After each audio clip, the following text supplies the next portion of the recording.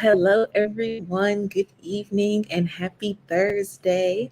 I am Reverend Cuny C. Ridley, and I serve as administrative and programmatic support here at Women Preach. And we are super excited to welcome you to our the Gospel According to Women live digital conversation. It is Holy Week. We've been releasing writings, and now we get a chance to sit down with our authors and talk to them a little bit more about what they wrote.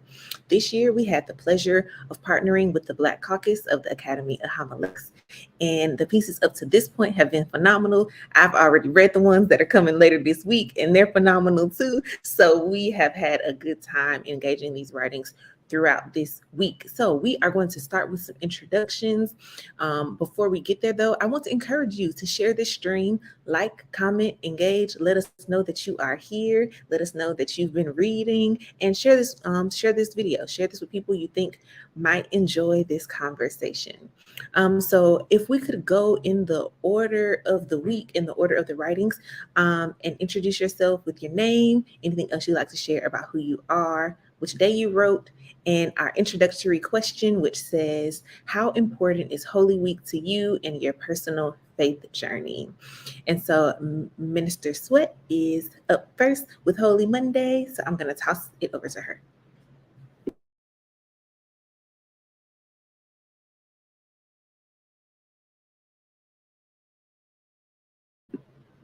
Am I frozen? Is she frozen? Can y'all see me? Okay, so maybe she is frozen or having some technical difficulties. So let's move to Minister Gathings and we'll see if we can get her back in the stream. Sure. Good evening. It's wonderful to be here with you all, especially during this time, this season, Holy Week. I'm Aleah Gathings. I am a teaching pastor at Restoration Christian Fellowship. I'm a daughter of the Baptist Church. I'm the daughter of Isaac Gathings and Joyce Bachman, Elric's sister. And it's wonderful to be here with you all. So I wrote for Holy Tuesday. And for me, Holy Week, I think has evolved in terms of its meaning for me. When I was a child, it meant, family would be around. It meant we were going to be in church a lot. It meant I was going to get a palm branch to wave and play with, which I really enjoyed. I think as I grew into adulthood, it began to take on more meaning as my relationship with Jesus Christ was formed. And I think that it even took a more meaningful or deeper turn for me when I was called into the ministry about 4 years ago, and got into seminary and started serving formally in churches. And so I think it's been an evolving journey, but it's so meaningful for me now to sort of reflect not only on my walk with Jesus, but on Jesus and his walk to the cross and all that it means for us. It's wonderful to be here. Thank you for having me. Awesome. Thank you so much for sharing. I think Minister Sweat is back with us. So let's see if she would like to introduce herself at this time.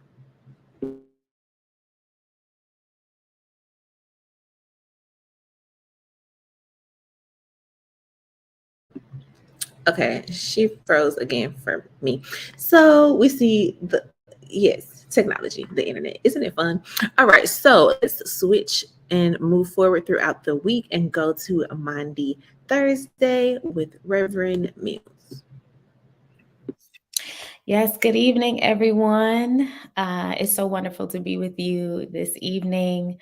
My name is Reverend Tamesha Mills, and I am a current master's student at Princeton Theological Seminary. I am getting my Master of Theology in the Old Testament, Hebrew Bible. And I wrote for Maundy Thursday for today. So I pray that it has been a blessing to everyone who's read it. So Holy Week for me is just a time of centering. I've been in school for the last 4 years, and it comes around the time in which, it's a time of midterms and finals and paper writing, and you can really lose sight of what the purpose is behind what you're doing. And so Holy Week for me, at least over the last 4 years, has been a time of intentional time with God and allowing God to really center me and remind me, right, of purpose behind everything that I'm doing in this season. But also, similar to Minister Gathings, before it was kind of like, you're waving your palms on Palm Sunday and you're thinking about all the excitement that's going to happen at church, right, for Good Friday and everything for the week and Easter Sunday. But especially over these last 4 years, I've just been thinking about self-examination, right? That's what the Lenten season is about. And thinking really critically and prayerfully about my own stuff, right? My own stuff. And is it reflective of what I believe in the teachings of Jesus Christ? Is it reflective of what I believe the church is called to do? And so I have been really intentional about self-examining, my own theology, self-examining what I feel like God is calling me to within the church and within the academy. And so while I'm being centered and I'm getting everything that I need to be restored and revived, I'm also doing some deep internal work and figuring out what it is that I need to change, right, in order to live fully into this ethic of what Christ teaches us. So I'm happy to be here and I'm happy to talk more about this. Awesome. Thank you so much. Introduction for Reverend Dr. Robinson. We're just doing our names. Anything else you'd like to share about who we are in the world and what Holy Week means to you in your personal journey of faith? Awesome. Good evening, everyone. My name is Dominique Robinson. I am an ordained elder in the African Methodist Episcopal Zion Church. I serve as the preaching professor at Seminary of the Southwest in Austin, Texas. And I don't know what else I would like to share with you all about myself for now, but I'll answer this question about Holy Week. Holy Week is the Super Bowl of Christendom to me as a Black female preacher. It is the week of sermonizing consistently, often, but as a person who grew up Pentecostal, for me, this becomes a season that begins a season of fasting in preparation for Pentecost. And so I was not a person who grew up with Lent as a season of preparation. As a matter of fact, if you said anything to me about Lent, I thought you were talking about something on your clothing. And so for me, this is the week that I move into personally a personal time of intentional reflection around the life of Jesus Christ and using Easter Sunday as a time to move into a season of intense fasting and praying leading to Pentecost. And so Holy Week is demanding and stressful for the Black preacher. It is watching your calendar and your voice, hallelujah, and making sure if you don't ever take it to the cross, you have permission to do so this week, except for on Friday. Don't get them up. Please make sure you allow them to die, huh? All right, that's my answer for now. We're looking forward to the rest of the conversation. Thank you. And I affirm the message of letting him die on Friday before we get to Sunday. Amen. Because y'all be getting excited. All right. Moving on to Holy Saturday. We have Reverend Harris.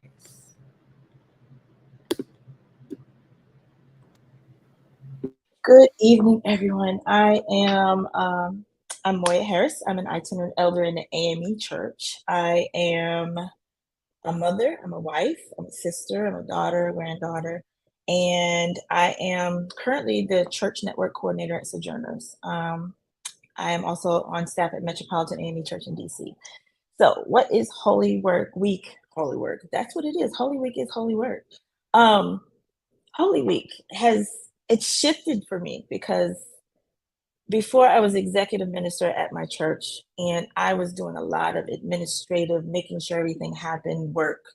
And now I resigned from that position last year. So I'm actually having the time to sit and to be and to reflect and to be undergirded for this justice work that I am called to do. So right now I'm doing a lot of self-reflection, meditating, praying, and remembering that Jesus was fighting empire and needed to be undergirded too. So I'm thinking about those things. So Holy Week is that kind of refreshing, but also the struggle as me and Dr. Robinson have been going through comprehensive exams, we have been going through the carrying of a cross and struggle. So it's a time of remembrance and self-reflection for me. So I'm excited to be here. Ashe, thank you so much for sharing. Up next, we have Reverend Dr. Yarborough. Hello, greetings and salutations, everyone. My name is Chelsea Brooke Yarborough. I am currently serving as the Assistant Professor of African American Preaching, Sacred Rhetoric, and Black Practical Theology, Phillips Theological Seminary in Tulsa, Oklahoma. I am many things, a friend, a sister, an auntie, but I'm mostly a me. I'm excited to be that. And so what is Holy Week for me? I think the gift of Holy Week for me is that, like many have said, it has changed over time. But I will say what has been consistent is there's something very powerful to me about revisiting narratives that are said to be the same, but they change because you change. And so resurrection feels differently to me on the other side of a dissertation than it felt in the middle of comps, right? Resurrection feels different to me in seasons where I still feel like I'm sitting in Saturday, but being asked to celebrate Sunday, right? There's so much happening. So this year, I find myself just really in a posture of paying attention to why we think as a collective Holy Week matters. And so it just feels like a season of personal and collective inventory as we return to this year after year. So that's where I'm at today.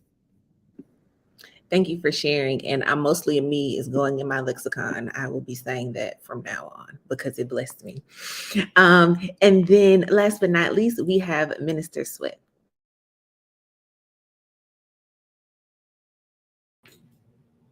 All right, third time's the charm.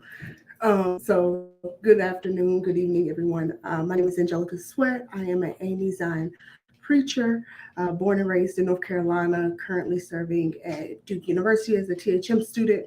Holy Week for me is a time of deep reflection, a time where I actually find God's presence in my humanity and the chaos of life and betrayal of friends and all these messy places that we typically don't touch.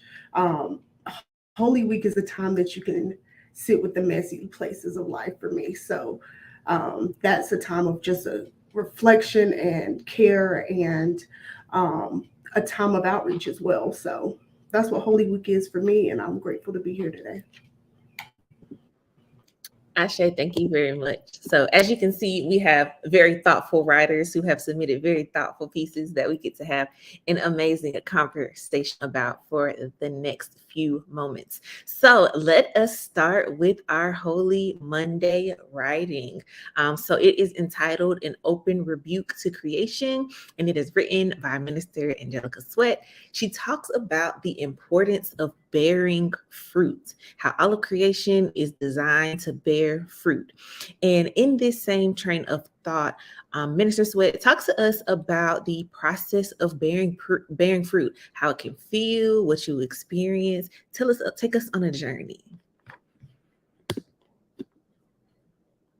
Yeah, so I have fun with this piece because I think before you can even talk about bearing fruit, the whole premise of this piece is about the fact that the tree has leaves, but there's no fruit. And anytime there's leaves, the expectancy is that there's fruit to bear.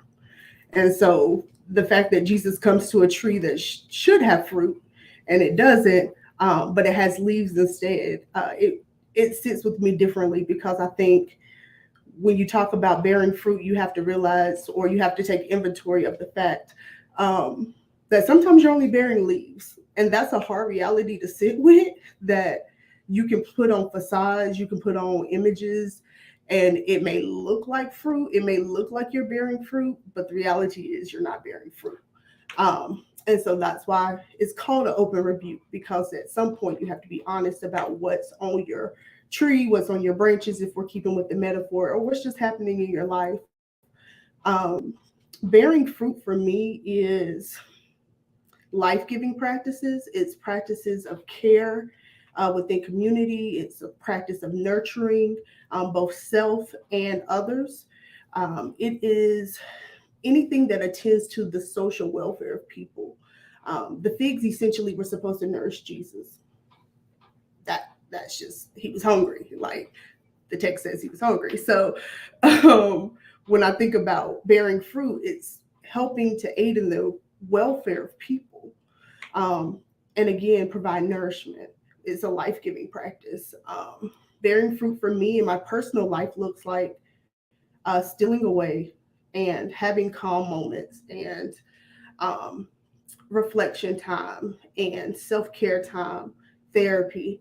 But bearing fruit to others or with others is providing space, sitting with people, being a non-anxious presence with people in times of trauma or crisis, being a listening ear to my friends. And then in ministry, it looks similar. It looks like being a life-giving presence in places that may be dead or thought to be dying. So that's what it means for me to bear fruit. It simply put, where there's leaves, there's supposed to be fruit. So, if you only got leaves, then you got to check out, see what's going on with your life. Yes, you got to check it out and see what's going on. One of the things that I heard you say that really stuck with me was bearing fruit is helping to aid in the nourishment of people. And I was like, ooh, that felt good, like to hear it in my body. I want to offer an opportunity for one or two people to respond or share thoughts that came up as they either engaged the work or heard Minister Sweat talk about it.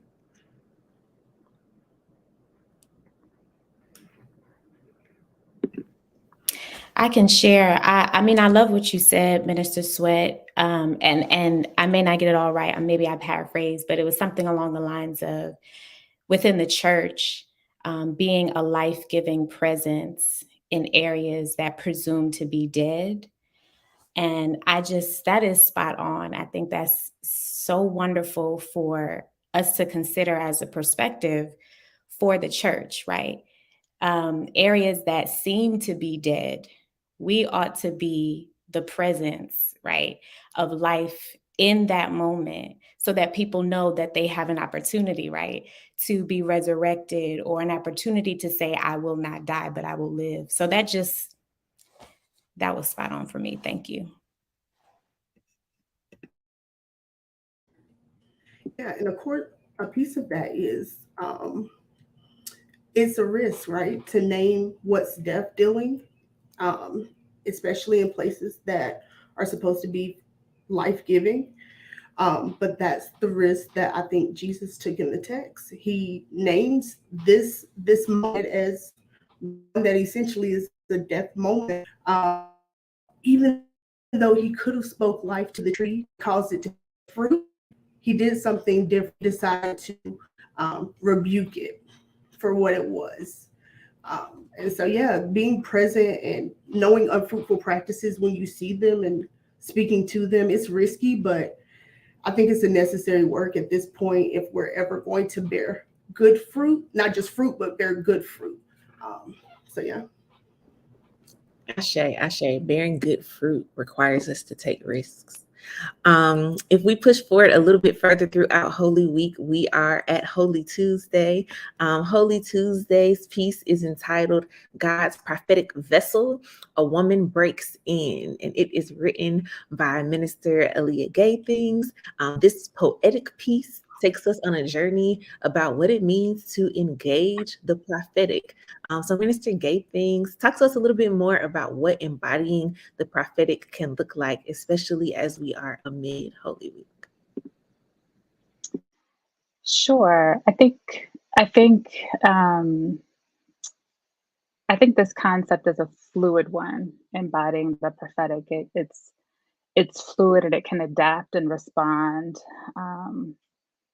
based on the moment, based on the era, based on a heart posture. I think that for me, embodying the prophetic is definitely malleable and fluid. But I think for me, it also stems from, you know, a spiritual life or an inner life that's alive. And so it starts inward, and then there's a outpouring from this wellspring of communication with the divine, of relationship with the spirit, etc. And so I think it's very much a friendship, a relationship, a dialogue, a communication that can manifest in many different ways. And so, whether it be speaking truth, the light of truth, as Ida B. Wells says, whether it be, justice seeking work, whether it be a ministry of love, whether it be being called to a specific action, or time or hour. I think that sort of embodying the prophetic can take on so many forms and be responsive in many ways. It could be called to prayer, a call to prayer, a call to keep watch. And then it could be a call to action. So I think that there can be an ebb and flow to a deeply prophetic posture or embodiment, all sort of informed and moved with a dialogue with the spirit. So for me, the focus on the body is something that I'm keenly interested in, and how our bodies are partners in our prophetic ministries, how our bodies are partners in our relationship with God, with the Spirit, with Jesus. And so I wanted to try to draw that out in this piece as much as possible, was to center on the body of the woman, and also the body of Jesus, and whether she was in dialogue with the Spirit or with Jesus, or whether she was called to an action, whether she was following her feet to an unexpected place. I think her body as a partner was someplace I definitely wanted to land. It's been my own experience, I think, in my relationship with God. And I think that my awareness of the centrality of the body in prayer and praise and practice and preaching and interpretation, I think was help formed by the scholarship of Dr. Lisa Bowens, especially in her monograph, African American Readings of Paul. It's Reception, Resistance, and Transformation, reading the narratives of our brilliant ancestors, these early interpreters, these early writers, and how their bodies and their receptivity to the Spirit that commissioned them to write and to speak was so formative for me. I saw myself in their narratives and the powers of their story. So, what it means to exemplify the prophetic can turn on who we are as individuals, as well as the moment that we're called to, how we walk with God, and how our inner wellspring creates an outpouring that hopefully touches lives. Thank you so much for sharing. And it just made me think of, if we think of our bodies as our partners in doing this work, it requires us to listen to them, right? So we have to think about the ways that we actually listen to our bodies when they're telling us things that sometimes we might want to suppress or push through, when in actuality is telling you to wait, take a minute, slow down. Or a call to sacred rest as well. Or a call to sacred rest. Any other responses, reactions to anything that Minister Gathings has said? I really like that whole thing about our bodies being partners. I never thought about that. And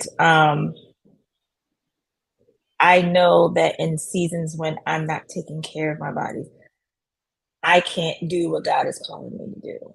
And the fact that Jesus did all of this in a body is the perfect model for what we're trying to do. So I appreciate what you did with this text, and the beauty of how you did it in a poetic framework. So thank you for your work. Thank you. And I'll just say that was me responding to the prompting of the Spirit. I was trying so hard to write in prose. I don't consider myself one who writes in poetic line, but everything that was coming was coming in poetic line. And so I just sort of had to surrender to the prompting of the Spirit and rely. But thank you, sis. It was out of my comfort zone. Ashe, I saw Reverend Dr. Yarborough wanted to respond. Yeah, I just wanted to say I appreciate the use of that form. So I'm glad you responded, to the Spirit in that way, because I think that the word you said was inner wellspring, and it gave me such a vivid visual, just that word. And it made me think about, our Monday as well, that word nourish. And so like, what does it mean to nourish the inner wellspring? And I wonder if sometimes we're looking for a whole story when really like all we have is lines, all we have is fragments, but it's amidst the surrendering to the fragments that we move into the possibilities of a whole. And so I think even the form you took really, I don't know, enlivened your message. And so thank you for that. Thank you. Thank you. Yes, and we're seeing lines of congruity as we discuss this and as we look forward to Reverend Dr. Yarborough's writing, which I've read, but is not public yet. So we're going to try not to give too much of it away because we want you to read it later this week. As we move the conversation forward, our Holy Wednesday writer was not available to make it to this live conversation with us. Her piece is phenomenal, so we want to encourage you to still go check it out at womanpreach.org/womanish gospel 2023. But our Maundy Thursday writer is here with us, and her piece was entitled A Womanist Moment. And she talks about how you don't have to be a womanist to engage in womanist moments. And I want her to talk to us a little bit more about what finding these womanist moments in our everydays can look like and how we can incorporate them into our lives. Yeah, so I also had a really good time writing this. And it was really speaking to me in the moment, right? We're talking about the Holy Spirit. It was speaking to me in the moment. And so what I am talking about in this piece is Jesus giving us a mandate of this radical seeing, right? How do we see humanity in a different way, or possibly the way Jesus sees humanity? And so in reflecting on foot washing, Maundy Thursday, how do we find moments in our lives that we could just see one another differently, right? And I think that requires intentionality, right? And a womanist moment for me really embodies like this ethic of going deeper and seeing something that somebody else may not see, right? Sometimes we have these moments where people see things in us we don't even recognize in ourselves, right? And it's this time of not just seeing the other person, but it's a mutuality. It's healing in us seeing one another in this way. And for us to think about Jesus washing the feet of the disciples, right? This is something that people in positions of power probably couldn't even fathom, right? We can't even fathom this idea of seeing people in this way. And so I want to try to bring that out in this piece, this idea of like radical seeing. And I think for us in trying to uncover or have these moments revealed, it takes a certain time, a certain amount of intentionality. And for me, even writing this piece, one of my good friends, she invited me. She said, listen, we should go and see another good friend, support her in her preaching. And because she's first of all, she's our girl, right? We want to support her, but also she's pregnant, right? And so this idea of this moment of her going up, she hasn't preached in this state before, right? What does it mean for her, Black woman, to be preaching on a powerful pulpit, pregnant, right? Good and pregnant, gonna bring a word. And what is it like for us to be there to support her in that moment? And I said, you know what? This is a womanist moment. This is a moment where I have all of these commitments, right? I have to do all of this homework or whatever. I have to even go to class, but I'm going to really put that aside because this is an opportunity for me to see her in a way that others may not even understand, right? And I don't know what she's going through in this season of her life, but I want her to know that I see her. And so I'm going to support her and I'm going to participate in this. And I think it takes deep intentionality, right? It takes a spiritual life. It takes reflecting on Jesus's moments in order to consider how we can decenter ourselves and have this like radical sense of, it's a shame we have to call it radical, but this radical sense of compassion and care for one another. So I'm trying to pull that out in this piece and just force us to reflect in a different way, even in thinking about Barabbas, right? I'm talking about Barabbas in this piece and kind of like, as my sister, Minister Gathings said, like reclaiming kind of like his narrative and his story, to think beyond just him as some criminal as he is presented in the text. But understanding that even this idea of criminalization, right? We have to interrogate that, right? We have to interrogate that, especially for Black folks, right? In a season that we're in. And so how can we even see him possibly in the ways that Jesus may have seen him or Jesus wants to see him? And so troubling that a little bit is, I think, a part of self-examination and a part of us reckoning with our own stuff and figuring out where we lie in this and how we can exhibit these moments of radical compassion and care and seeing people in this way. Ashe, thank you so much for sharing. I heard you saying that our womanist moments sometimes show up in the ways that we show up for the people that we love, the people we say we care about, the people who are our beloved community to us. What does it look like to show up for them in moments that are special for them? Yeah, any other reactions, reflections on everything Reverend Mills has shared?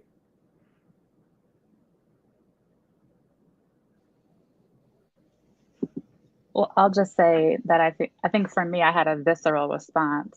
We talk about the body being a partner. I had a visceral response to reading Reverend Mills' piece.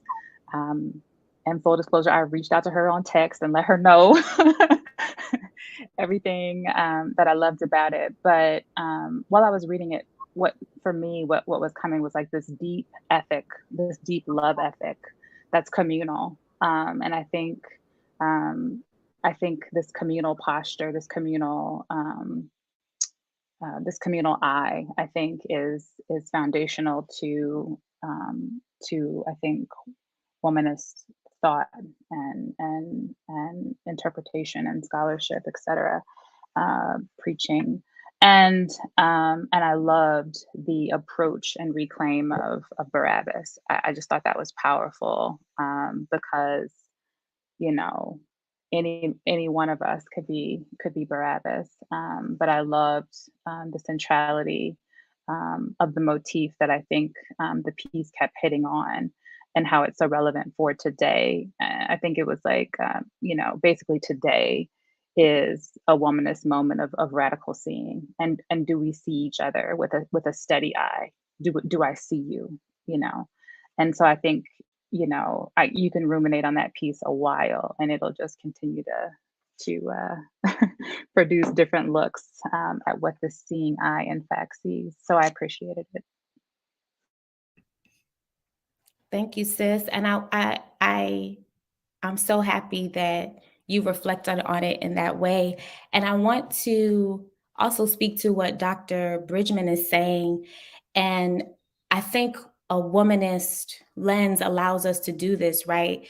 To push back on this system in which we feel like we have to choose one, right? So like, if we are rushing to the cross, right? If we're rushing to try to make sense of what's happening with Jesus, we forget that the issue is the empire, right? We forget that we have to interrogate this crooked system of even choosing who we ought to crucify. And I'm trying to bring that out also, right, in the piece, because we have to see what's happening from a lot of different lenses. And I think this ethic, this womanist moment, this ethic of like compassion and care forces us to ask the question, why do we want to crucify Barabbas? Like, why? Why is that okay? It's not, right? It's not okay. So yeah, like I said, I was having fun with this because there's so much in there, but ultimately, I think you're right. It forces us to look at today, right? Like, what is this? What does it mean for me personally, but also communally and as a church, as just humanity, to look at each other with this radical sense of care and compassion, no matter where you come from and what your rap sheet is and what you have may have been thought to be involved in. How can we see people in the way Jesus does? Ashe, thank you so much for sharing. It's so much that you did address in your piece that could cause us to go down so many different periods of reflection, but then also the unspoken things can cause you to go down so many different other moments of reflection. So it's a very thought-provoking and very reflective piece. Thank you. And so as we continue throughout the journey of Holy Week, the rest of the pieces we'll be discussing today have not gone live yet. So we want to talk about them in a very careful way as to not give away all of what's there, but also to have very meaningful dialogue. So indulge us as we do the dance of both of those things.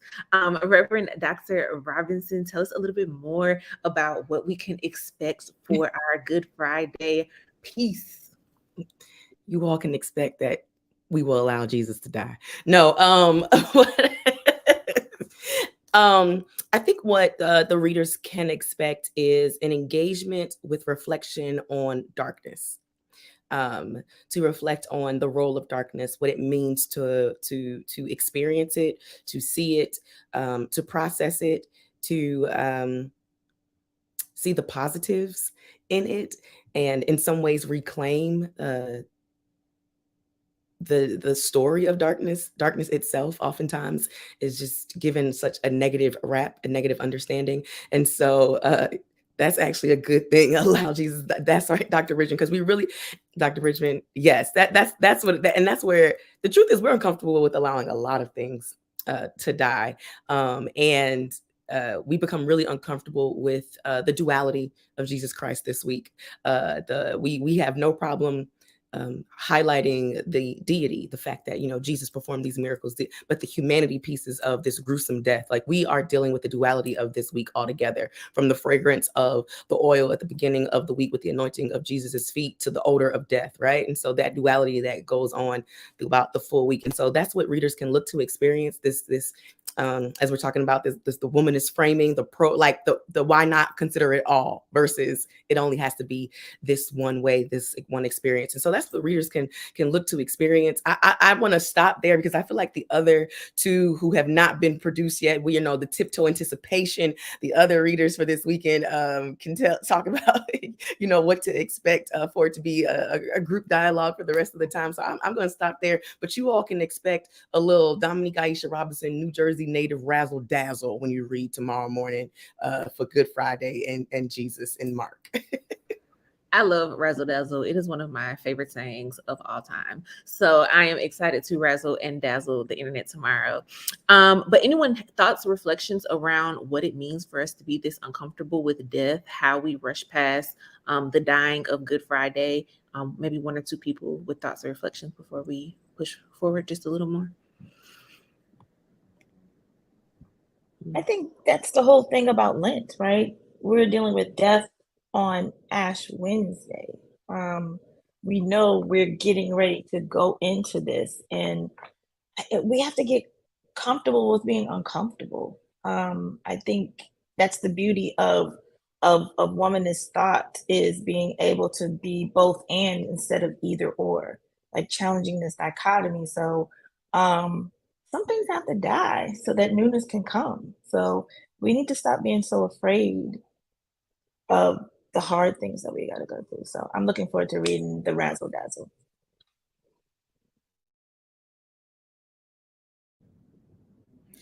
I'm always intrigued that we seem to be able to talk a lot about resurrection, but not about the death.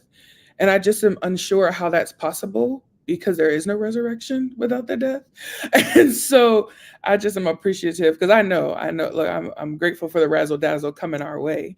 And so I already know that it's going to be good and insightful. And I feel like as humans, we have spent a lot of time ignoring our own our multiplicity of forms, but one being finite in some ways. And so we spend a lot of time trying to become the infinite of God, or to become the like constant fruiting of creation, or try to destroy the constant fruiting of creation. But that's a whole, eco talk that I don't have today. But I just wonder if a part of like our discomfort with death is just like our discomfort with just actually being who we are, which is finite. And so, yeah, I wish we would lean into that a little bit more because I think it would help us be more well. Yeah, and I just want to add, like, even in us being comfortable with the fact that when something and if something has to die, that we don't have to wait for a new something else. Like maybe that's it. That's final. That's it for this chapter, and that's okay. But it's us always it's the constant looking for some. I don't know. I feel like I'm about to go down this whole rabbit hole. For me. I feel like it's it's a remnant of slavery. Like we have to consistently be in this space of producing and doing and hustling and grinding. So there has to be something else after this. And it's like, well, that's it. It's kind of like even in our worship experience, we're uncomfortable with silence. It's prayer time and we got somebody playing music in the background. We're singing the song, something is going on. So it's those spaces of discomfort. It's what has to happen for them to no longer be uncomfortable. Ooh, tomorrow's gonna be good. Make sure y'all go to the website and check it out. So as we look forward through the weekend, we are encountering Holy Saturday. Holy Saturday, Reverend Harris is going to be talking to us about staying and all of the things and what it means to stay. So tell us a little bit more about some of the consequences of staying, how that can show up, how that can play out as we peek a little bit into the story for Saturday. Yeah, I know, right? I want to peek into the story. And I played around with some different things because I went to, and I'm not telling you, I'm not going. I thought about that and I was like, nah, I can't do that today. But staying, there's consequences of staying. There's good things for staying around, but there's also bad things can happen if you stay, depending on the situation. So I kind of play with what it meant with that last line in our text. It's Mark 15:47. Mary Magdalene and the mother of Mary of Joseph saw where the body was laid. And it just ends. They saw the body. They saw where the body was. They stayed behind. Where were the men? So I'm just kind of playing with that. And I will not go into more of what I'm talking about because I don't want to give away. Because I'm a lover of music. So there's a little bit of Black music in there and Black culture. So yeah. I know that I have a difficulty sometimes staying in uncomfortable spaces when there's a threat. But sometimes when you stay and you get to the other side, you can look back and say, I'm glad I was there. So yeah, it's hard to talk about it and not go into it. So Ashe, and what that nuance can look like, right? So as you're deciding whether to stay or whether to leave, what the nuance of those situations and conversations, and ultimately what the decisions and consequences are as you decide whether that's a place you need to remain or whether you should leave. In this very ambiguous conversation about staying and what our reading on Holy Saturday will look like, does anyone have any other thoughts or reflections as we think about what it means to stay in a mid Holy Week, but also in other parts of our lives and conversations? I think it's going to be absolutely important to reflect on what it means to stay on Silent Saturday. that betwixt and between place, that liminality that we will find ourselves in, and so what it means to stay in that space and place. And so I'm excited about the Harris Razzle Dazzle that'll show up on Saturday as we go back to the website to see these pieces published. And so I think it's absolutely important that that's what we're reading and reflecting on in that time for this week.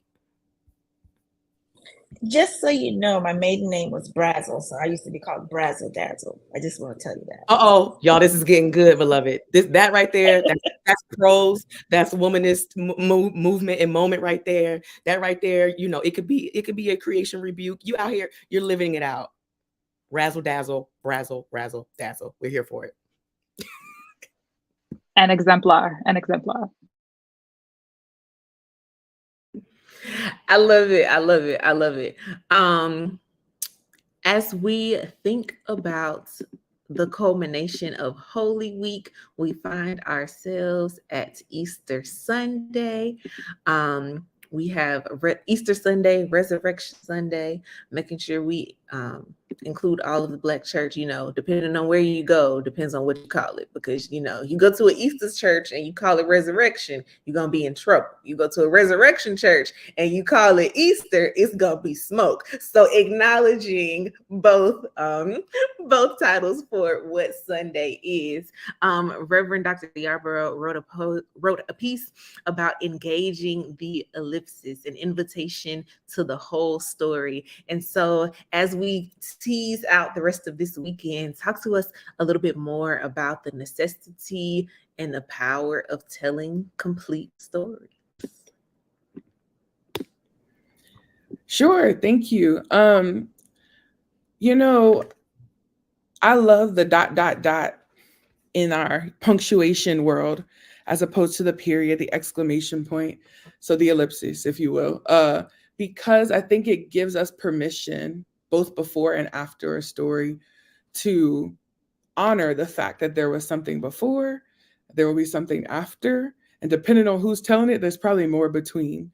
And so as someone who considers myself a Black feminist and womanist scholar, I know that the folks who look like me and live in embodiments like myself have been told very limited stories about who we are. And so when I think about telling full and robust stories that include details, that include affect, that include perspectives that are not coming from the places of both perceived and institutionalized power, that when we commit to just those limited narratives, we're really complicit in a propaganda of scarcity. And so when I think about revisiting a narrative, which is what I attempted to do in my piece, revisiting a narrative and asking, particularly when we take smaller pericopes, like what part of the story are we missing? Whose voice is not here? Who decided that this person was coward or scared or not doing what they were supposed to do? And how might we be curious about more details to not demonize someone's experience after an extremely traumatic weekend, which is what this weekend is. Like, this is a hard week. We know the end, we know Sunday, so we get to play with it. But like the folks in it were not. This was a traumatic week. And so I think to minimize the story that I engage, the pericopy that I engage is around some of the women in the text, to minimize the emotional trauma, to minimize the experiences of fear and real bodily possible harm, to quick verses without some deeper engagement, I think is an injustice. So I hope I opened up some conversation around what it might mean for us to tell big stories and robust stories about the text, and also what it might mean for us to tell big stories and robust stories about ourselves. Because there's some real giftedness and there's some real healing, and there's, more importantly, there's some real truth there. And so I'll stop there. Thank you for sharing. And I think your introduction gave us permission to talk about robust stories concerning ourselves because, like I told you, I'm mainly a me is going in my lexicon. Like I'm telling people that from now on, I'm mainly a me. I'm tyranny. Okay. Any other thoughts, reflections, responses when we think about telling full and complete stories? I think one thing that resonates with me is that you didn't shy away from naming the trauma, but also providing space to just hope and imagine and to give voice in ways that we may not have considered possibly before, and even thinking about what does it mean to retell the story, um, and giving people the autonomy to be able to do it again and retell your story again, no matter if you've already told it before, right? But like to be able to tell the truth of your story from the perspective of where you are now. And you spoke to that a little bit in your intro and where you are prior. And so I appreciate that naming and telling that you bring forth in your work.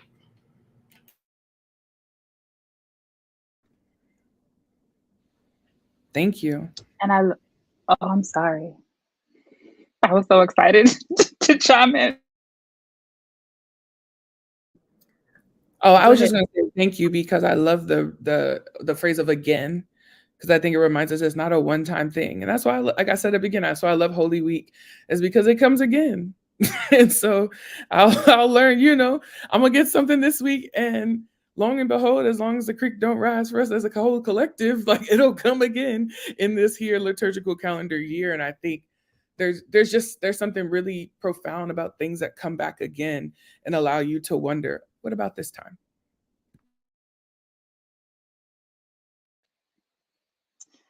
I was so excited about what Dr. Yarborough had said and what Minister Sweat had said about story. I so truly believe in the power of story, the power of narrative, to teach us, to guide us, to help us heal, to touch and concern us. And so I'm so excited about reading everyone's piece, who I haven't read, but also this one to bring us home, because I do believe in the power of story to shine a light into our own lives, right? Hearing your story not only creates space for yours, but it shines a light into mine, and that connects us in some way that I think is really powerful. And so whether that be allowing space to talk about brilliant darkness, I'm excited about that piece. And what it means to stay, what it means to walk through it. I'm just so excited to read these upcoming pieces and just feel truly grateful to be a part of this group, because I believe the writings that I have read and the ones that I will read will form me in some way this Holy Week before this season. So I'm grateful.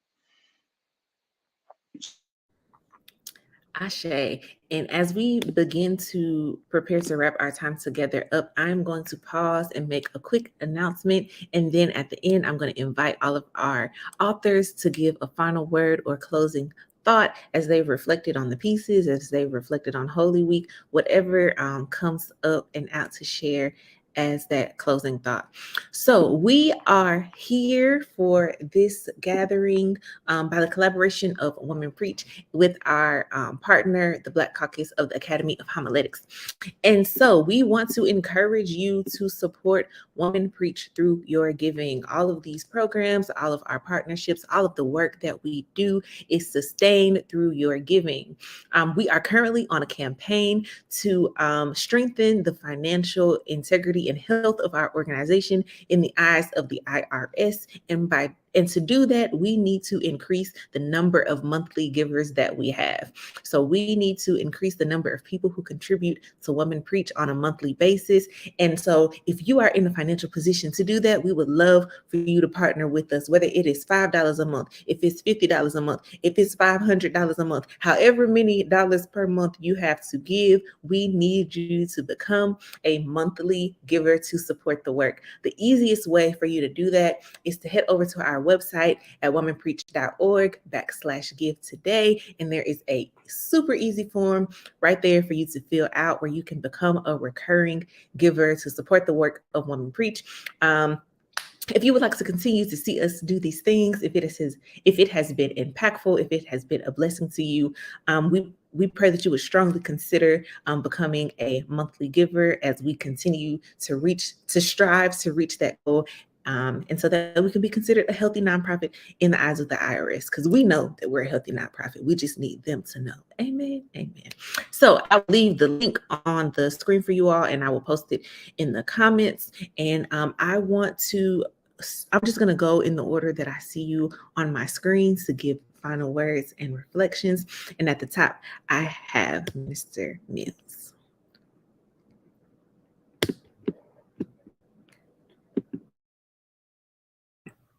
Sorry about that.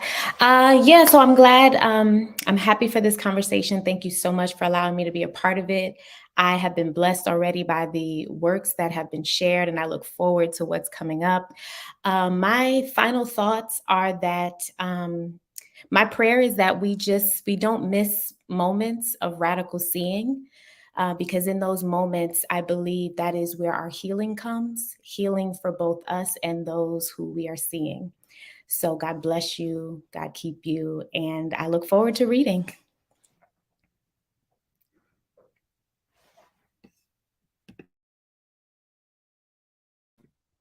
Oh, right. So always a gift to work with Women Preach. And so if you are, just want to reiterate what Reverend Tierney said, if you're one of those folks that can do it, I hope that you will, because this is a phenomenal organization that does things like prioritize the voices of Black women. And we love that. And we need that. And so thank you to all the fellow collaborators. I think my final word is believe in the robustness of your own story. So maybe your invitation this Holy Week is to tell yourself a new, more robust, more powerful, more generous and kind story about yourself. And maybe that's where we start the holy work.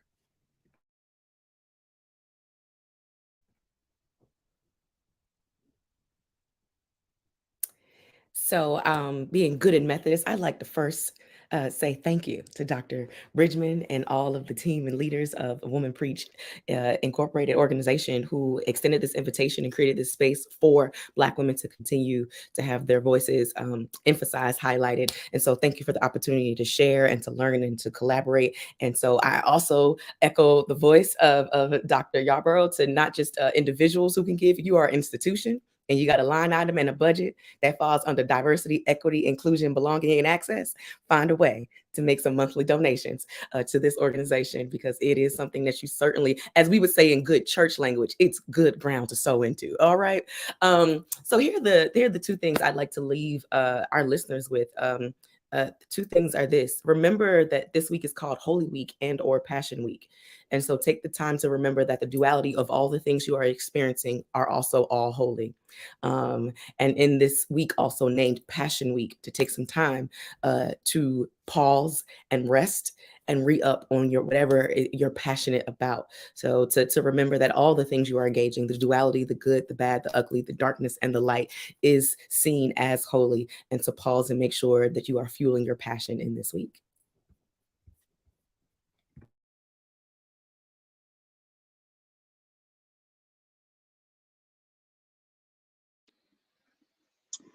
Well, I feel like I said some conclusive comments already, but want to again express gratitude for the opportunity. Want to again express gratitude to my co-collaborators, the women that are in this group of writers. Just so grateful for your brilliance and for your writing. And also, I guess what comes to me as a final thought is again the words of Ida B. Wells. You know, one way to right a wrong is to shine the light of truth upon it. So let's proclaim, let's speak truth, and let's do it freely and boldly. Thank you for the opportunity.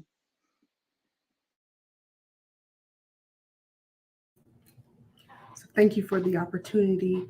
As everyone has already shared, thank you to Women Preach Incorporated for just the opportunity to host Holy Week and this platform to allow for the voices of Black women to tell the story. The thing I leave this week is, be authentic. If you're going to have leaves, if you're going to bear fruit, may it be authentic fruit to who you are. during this week and going forward into the remaining of the liturgical seasons, to bear fruit and to bear authentic fruit, that your life may be a blessing to somebody else, and that you also may have be nourishing to the social welfare of others.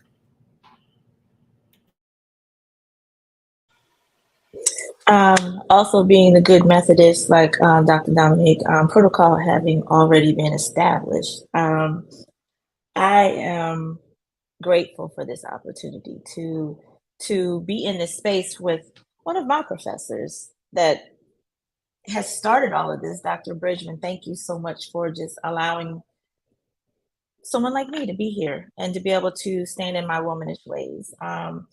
I am excited about the work that Women Preach is doing, has done.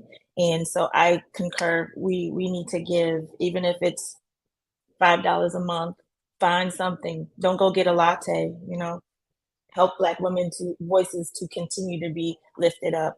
And in my final remarks, I hope that people find holiness in staying. There is something to be said when you discern when it's time to stay. And I want to say that I'm not saying to stay in abusive, toxic, bad places where there's patriarchy and empire telling you to do things that you should not be doing because you are God's child. I'm saying to stay to see what the end's going to be because God is with you through the staying. So that's all I got to say. Ashe, ashe, ashe to all that has been said. Thank you so much to all of our writers for joining us this evening for this conversation. Thank you so much for all of our readers and listeners. And we hope that you will continue to be blessed as the pieces are released throughout the remainder of this holy week. Enjoy the rest of your Thursday evening, and we will see you next time.